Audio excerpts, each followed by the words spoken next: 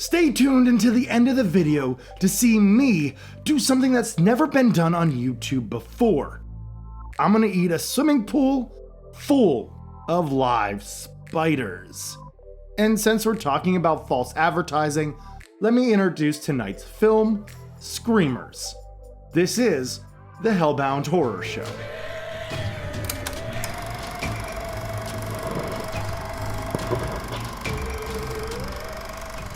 This is a tough one to cover because, yeah, technically Screamers did come out in 1981. However, it's just a recut of an Italian film that originally came out in 1979. More on that one in a bit.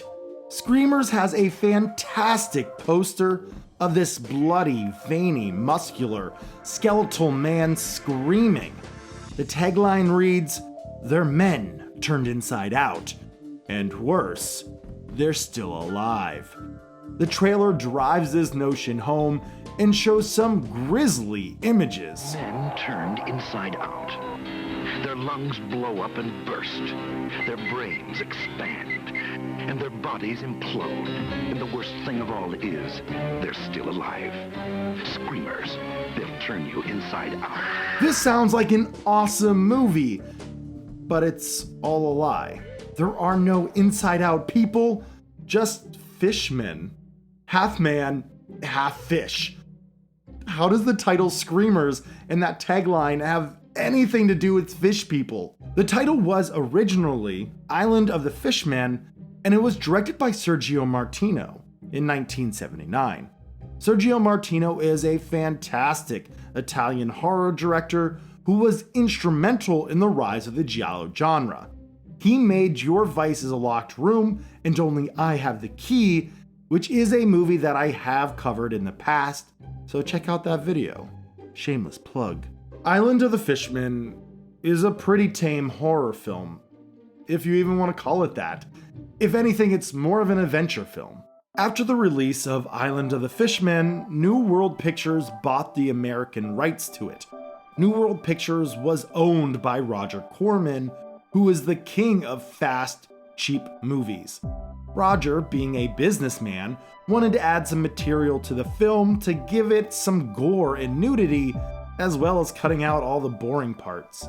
New World Pictures released Something Waits in the Dark in 1980.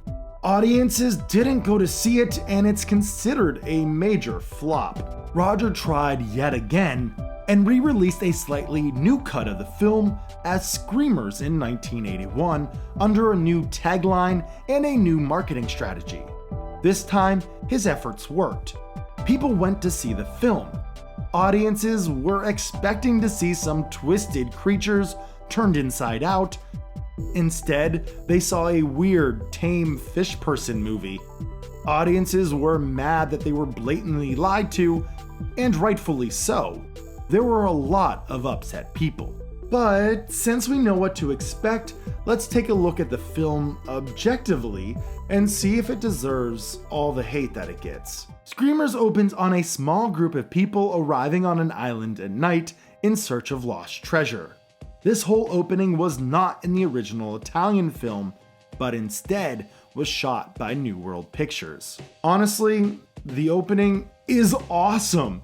It's only like 12 minutes long, but it's full of energy, scares, and of course blood and guts. Some of these effects are gruesome and creative. We get small snippets of the creatures, and the fog from the cave does wonders. We get some interesting choices, however, like this corpse randomly coming back to life. Oh, are there zombies in this film? No. Oh, well, who cares? It's scary, it's fun, and it works.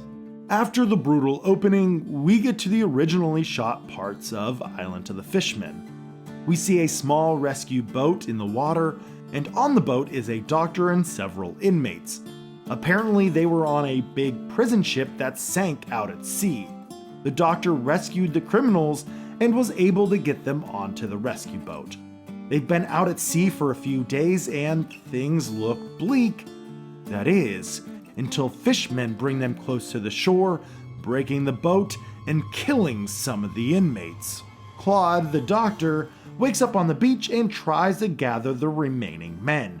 We get 2 laughable death scenes almost back to back. The men die in the same exact way, claw to the face, and then they fall backwards with some fake blood. And I already missed the opening death scenes. We see as the men try to figure out where they are. We get booby traps, empty native towns, voodoo. You do. And my name is the baby. The gang eventually finds a snake and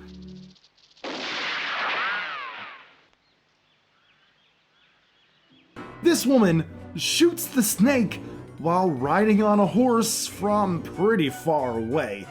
Now that is an amazing shot, and I don't think she could actually do that.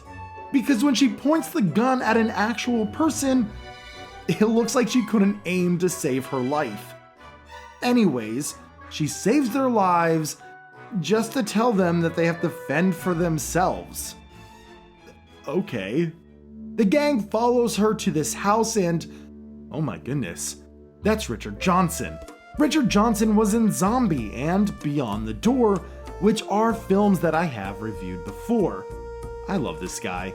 He plays Edmund Rackham, who is the wealthy ruler of the island. He controls the natives and is one snarky mofo. Edmund does let the doctor and his friends stay though. That night, the girl, Amanda, rides off and... oh my goodness. That's a day for Night Shot at its worst, folks. Sometimes directors just don't have the resources to light a scene at night, or they just don't have time to do it. So sometimes they film during the day and then just put a blue tint over it to make it appear that it's nighttime. Sometimes it's passable, but then there are other times like this where it just looks awful. Anyways, this girl feeds the fish people some sort of magic potion. It's weird. The fish people don't hurt her though, which is good, I guess. On her way back, one of the prisoners tries to rape her, but he gets what he deserves. Later on, the doctor and Jose try to find the missing prisoner, just to get attacked by fishmen. Right before the doctor dies, the woman calls out to the fish for brains to let him go. When the doctor finally comes to, he approaches Edmund and Amanda about the fish people and his missing friends. They both play clueless. The doctor gets mad and he runs off into a random room just to find an old sick man. Edmund explains that he kept the doctor alive just so he could heal this old man. This old man is Amanda's father, and he's a scientist. He makes the potions for the fishmen to feed on, which makes them nice and friendly. Edmund lets the doctor in on some of the island's secrets. It turns out that they are actually on top of the underwater city of Atlantis.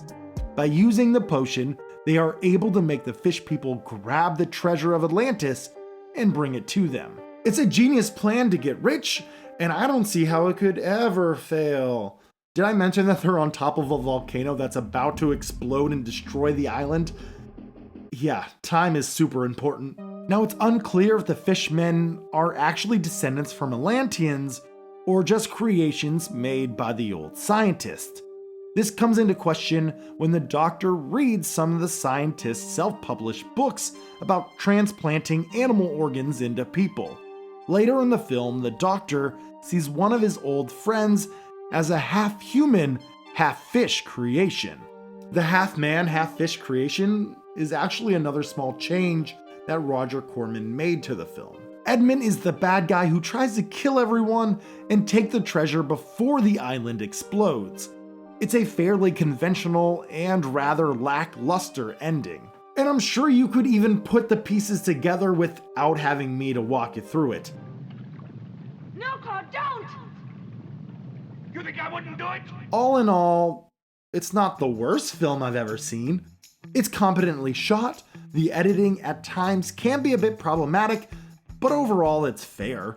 The story is one part Island of Dr. Moreau and one part Creature from the Black Lagoon. The special effects in the beginning are amazing, but it falters when we get to the 1979 footage. To me, this film feels like Planet of the Apes, but with fish people. And Lucio Fulci's 1979 Zombie.